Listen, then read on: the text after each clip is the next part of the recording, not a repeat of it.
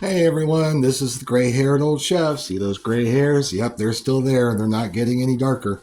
Today I want to talk about why I do not produce cooking videos, and I'll be glad to explain that to you. Please stick around to the end of this video. First, a short little word from a company of which I am an affiliate, Dalstrong Knives. You already know when you're on the line, your knife isn't a tool, it's an extension of your hand. If it can't keep up, neither can you. Dalstrong knives are built for that pressure. High carbon steel holds a razor edge through long prep and brutal services, so you're not stopping to baby your blade mid shift. The balance is dialed in, giving you control on everything from fine brunoise to heavy breakdowns. And let's be honest, gear gets beat up in real kitchens. Dalstrong gives you that premium performance without the price tag that makes you nervous to actually use it. This is a knife you can trust on your busiest night, consistent, sharp, and ready to work as hard as you do. Dalstrong, built for chefs who don't have time for excuses.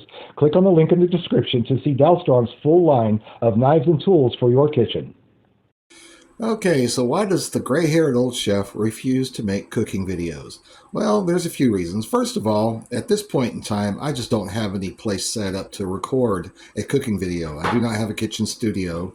My kitchen at the house is very small. My wife, our kids, and our grandkids are all living here right now because times are hard. They can't find a place to live right now. No shame in that. It's just the economy right now is conducive to that. So, I digress. Why do I not make cooking videos besides the fact I don't have a place? Well, if you look on YouTube, TikTok, just about anywhere, there are cooking videos all over the place. And even if you're looking to learn how to cook a specific item, you will find multiple different ways to prepare that item. So, what would be the point in me showing you yet another way? Also, if you work in a facility that is already making something that you want to learn how to prepare, they're going to teach you, and they're going to teach you their way of doing it. So I just think it would be a huge waste of time and effort and your time to try to show you something that you're probably not going to be able to do the exact same way anyway. Also, if you're going to culinary school or if you're working in this industry or both, which I believe is the best path to success, is to do both simultaneously, you're already going to learn the cooking skills. Any skills that you do not get in culinary school or in your specific place of work, you will pick up later on in your career as you advance. Most cooks don't stay in the same facility very long. I think the average length of stay for a cook or a chef these days is about 5 years before they change jobs. So you're going to learn this. What I want to focus on is the um, nuances of navigating a career in food service.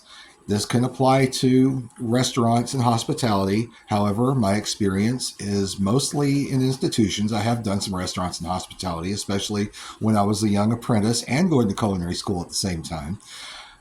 But I have learned that when you're in mass scale cooking rather than cooking by the plate, it becomes a different skill set. Anyway, what I'm doing here is actually describing, teaching, demonstrating, or conveying in some form or fashion the actual nuances of navigating a career in food service. Whether you work in hospitality or you work in institutions, all of this can apply. But at the end of the day, it's not about the recipes or who can make the best creme brulee or who can make the best beef Wellington. It's about who can produce the best quality consistently without fail every day for the clients that are coming to eat at their establishments, whether it's a guest at a hotel or restaurant or if it's a patient in a hospital or a resident in a nursing home. They all deserve our very best. So this is going to be more about the professionalism rather than the actual techniques. So that's the reason why I don't make cooking videos, is because there's really little point to it. There are plenty of those out there. If you subscribe to my channel, I will share my stories and pass along to you the wisdom that I have learned in over 40 years of working in this business in the real world of culinary arts, not the fancy glossy world that you see on social media, on television, in the movies. I mean, some of that is real and a lot of it is just Hollywood. So Please like my videos and subscribe to this channel, and I will get back to you soon. Let's get back to work.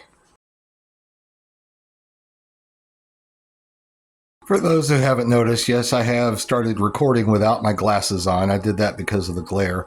I also noticed that for some reason I had a little smudge on the bridge of my nose. I have no idea where that came from. I must have wiped something on the bridge of my nose while taking my glasses off. Who knows? But anyway, y'all enjoy, have a wonderful day, and we'll see you in the kitchen.